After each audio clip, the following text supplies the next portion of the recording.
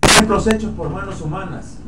Aquí también hay otra idea que en ignorancia la gente tiene. Piensa que yendo a un templo hecho de madera o de piedra, ahí está Dios y ahí va a encontrar a Dios. Cuando la Biblia enseña que Dios no habita en templos hechos por manos humanas. Verso 25 dice: ni es honrado por manos de hombres, como si necesitase de algo, pues Él es quien da a todos vida y aliento y todas las cosas. El Dios verdadero, dijo Pablo a los griegos, que yo les estoy predicando, que ustedes no conocen, es el Dios verdadero. El Dios que hizo toda la creación y el Dios que les dio vida a ustedes y les da vida a cada persona que nazca sobre la tierra. La manera en que predicaba Pablo a los griegos. Y luego en el verso 26: y de una sangre ha hecho todo el linaje de los hombres. O sea, no hay más que una sangre y no hay más que un Dios, y es el Dios que ha puesto esa sangre en todas las razas de los hombres. Por eso no hay lugar para ninguna clase de discriminación, no hay lugar para ninguna clase de racismo. Hay un solo Dios que hizo a todos los hombres de una sola sangre. Les dice Pablo. Por lo tanto, todos los hombres delante de Dios son iguales, para que habiten sobre toda la faz de la tierra, y les ha prefijado el orden de los tiempos y los fines y los límites de su habitación. Dios ha puesto al hombre en la tierra y le ha dado un límite en su vida. Dios sabe cuándo nacemos y Dios sabe cuándo morimos. Dios ha prefijado todas las cosas, los límites del tiempo que nosotros vamos a vivir. ¿Y para qué? Verso 27. ¿Para qué ha hecho esto Dios?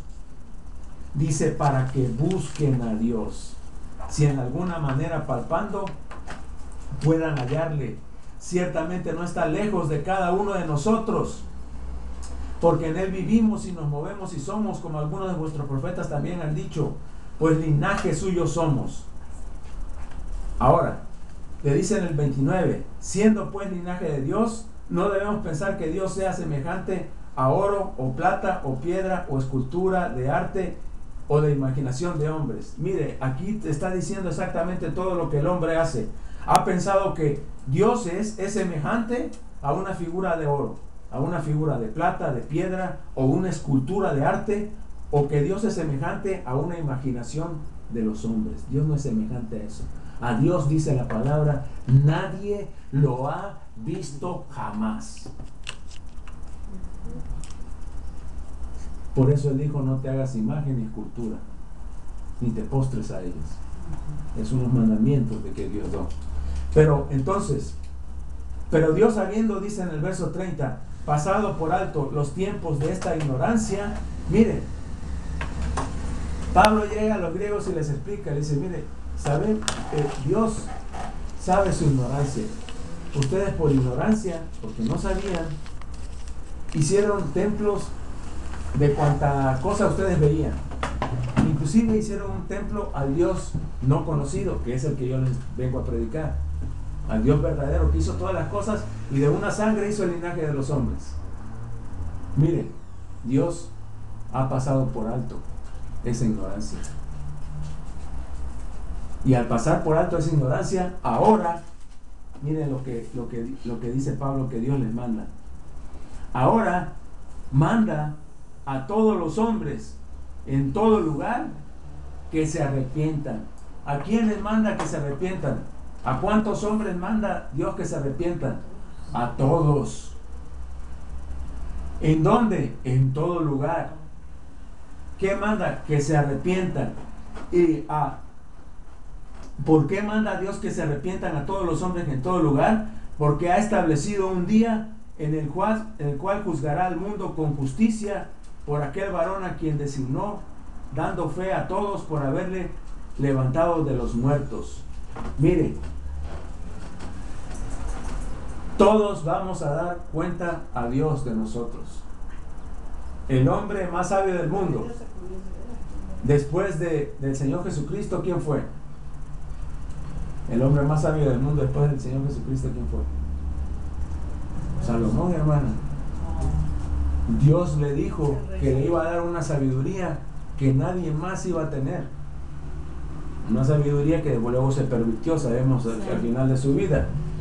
Pero tuvo una gran sabiduría. Lea Proverbios, lea Eclesiastés. Sí, porque eso es lo que... Va a encontrar una gran sabiduría ahí. Pero ese hombre sabio, con gran sabiduría, también tuvo que darle cuentas a Dios. Y él dijo que lo importante del propósito de la vida es temer a Dios y guardar sus mandamientos. Dijo que esto es el todo del hombre. Este es el propósito principal del hombre, temer a Dios y guardar sus mandamientos. Y luego explicó por qué. Dijo, porque Dios traerá a cuenta toda obra, sea buena o sea mala, delante de Dios van a ser juzgadas. Entonces, el hecho de que una persona diga, a mí no me interesa el cristianismo ni ninguna religión, todos son iguales, cada quien puede pensar lo que quiera, no tengo que arrepentirme, voy a vivir a mi manera todos los días de mi vida, eso no le exime de que algún día él se va a presentar, después de que él muera, su alma eterna se va a presentar delante de Dios y le va a tener que dar cuentas a Dios. Y si no se ha preparado con un arrepentimiento verdadero, volviéndose de su pecado y caminando en las sendas del Dios verdadero, poniendo su fe en Jesucristo, quien resucitó de los muertos para nuestra justificación, para nuestro perdón de pecados, esa persona, la Biblia enseña que va a ser echado al lago que arde en fuego y azufre. Un predicador de fuego y azufre, dirán ustedes. Jesús predicó eso. Jesús predicó, si no se arrepienten, todos perecerán igualmente. Vamos a ver ese texto porque es bien importante. Vaya conmigo, por favor, a Lucas 13, del 1 al 5. ¿Lo leo? Léelo, por favor. En este mismo tiempo estaban allí algunos que le contaban acerca de los galileos cuya sangre Pilato había mezclado con los sacrificios de ellos. Respondiendo Jesús les dijo: ¿pensáis que estos galileos, porque padecieron tales cosas, eran más pecadores que todos los galileos? Os digo, no. Antes, si no os arrepentís, todos pereceréis igualmente. O aquellos 18 sobre los cuales cayó la torre en Siloé y los mató, ¿pensáis que eran más culpables que todos los hombres que habitan en Jerusalén? Os digo, no. Antes, si no os arrepentís, todos pereceréis igualmente. Mire, tendemos nosotros a compararnos siempre, compararnos con otros. Soy pecador, pero comparado con quién, le dirá a alguien. Comparado con aquel asesino violador, pues soy un santo. Algunas personas piensan así, comparándose con otras personas. Pero para la palabra de Dios, pecado es pecado. No importa que a nuestra vista sea pequeño o sea grande, no importa que sea una mentira blanca, como algunos le llaman, o sea un asesino violador. Eso lo constituye en pecador. Ahora, el hombre es más pecador que nació pecador. La Biblia enseña que nosotros nacemos en pecado. David dijo, en pecado me concibió mi madre. El pecado pasó de Adán a nosotros y ahora todos somos pecadores simplemente por el hecho de nacer de la raza humana, de ser descendientes de Adán. Esa es la enseñanza de la Biblia. Ahora, entonces todos somos pecadores, no importa que pensemos que nuestro pecado comparando con los demás es menor o mayor. Esta tendencia ocurría en el tiempo de Jesús, y en el tiempo de Jesús él narra dos hechos.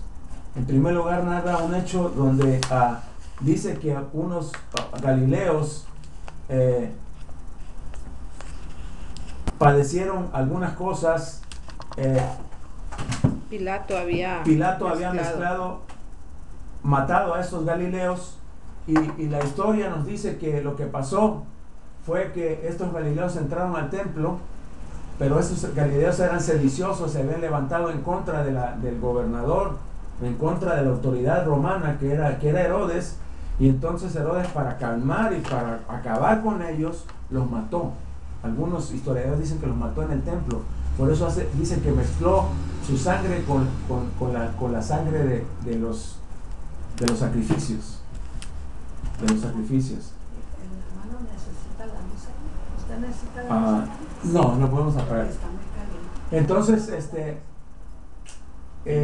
algunos pensaron que esos galileos eran unos terribles pecadores.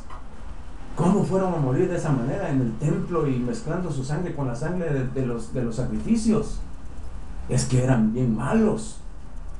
Jesús les dice: ¿ustedes piensan que ellos eran más pecadores que ustedes? No. Antes les digo, si no se arrepienten ustedes como ellos, todos perecerán igualmente. Ahora, ¿a qué se refería como perecerán igualmente? Perecer es morir. Todos vamos a morir algún día. No se refería a la muerte física, se refería a la muerte espiritual, a ser echado en el infierno, en el lago de fuego, en el tormento eterno, la condenación eterna, la separación eterna de Dios. Si no se arrepienten, ustedes junto con ellos van a ser echados a la condenación eterna, dijo Jesús. Y luego también habló del caso de otros que les había caído una torre. La historia dice que esa torre de Siloé estaba a donde estaba el estanque de Siloé, donde mandó Jesús al ciego a lavarse los ojos. Si se recuerdan de ese episodio, que hizo lodo, le puso y le dijo: ve a lavarte al estanque de Siloé. Ahí estaba esa torre junto a este estanque, y les cayó a unos hombres y los aplastó y los mató. En aquel tiempo la noticia era excepcional, ¿no? Es como haber dicho que aquí se cayeron las Torres Gemelas, mató a miles, ¿verdad? Entonces ellos pensaron y dijeron: estos hombres deben de haber sido terriblemente pecadores, han de haber sido lo peor. Él dijo: no, ustedes piensan que eran más pecadores que ustedes. No, ustedes y ellos son iguales. Si no se arrepienten ustedes, como ellos no se pueden haber arrepentido, todos se van a ir al infierno. Eso es lo que Jesús dijo aquí. Y aquí la importancia entonces del arrepentimiento verdadero para con Dios, de volverse de sus malos caminos. Por eso la Biblia dice en Isaías 55, dice: deje el impío su camino, 55, 6 y 7, y el hombre inicuo sus pensamientos, y vuélvase a Jehová, al Dios nuestro, el cual tendrá de él misericordia, porque es amplio en perdonar. ¿Qué debe hacer el hombre que no toma en cuenta a Dios, que vive a su propia manera, y con sus propios pensamientos en esta vida? Seguir viviendo como él quiera, darle gusto al gusto. No, la Biblia enseña que cualquier hombre deje el impío su camino, y el hombre inicuo, el hombre que no toma en cuenta las leyes de Dios, la voluntad y la palabra de Dios, deje sus malos pensamientos y vuélvase a Dios, a Jehová, el Dios nuestro. Y si lo hace de corazón, con un corazón verdaderamente arrepentido, esa persona va a encontrar misericordia, va a encontrar perdón, va a encontrar salvación, va a encontrar vida eterna, y va a asegurar con eso que cuando él llegue delante de la presencia de Dios, en cualquier momento en que Dios lo llame a su presencia, esa persona, Dios lo va a aceptar como su hijo, porque ya la adoptó como hijo suyo a través de ese arrepentimiento y esa fe en Jesucristo. Entonces, por eso es la importancia de predicar el arrepentimiento, porque es lo único que nos puede librar de la condenación eterna y del juicio eterno. La Biblia dice que Dios no quiere la muerte del que muere, sino que se convierta y viva, en Ezequiel 18:32. Y Juan 3:17 dice que Dios no envió a su Hijo al mundo para condenar al mundo, sino para que el mundo sea salvo a través de él. El que cree en el Señor Jesucristo no es condenado, pero el que no cree ya ha sido condenado porque no ha creído en el nombre del unigénito Hijo de Dios.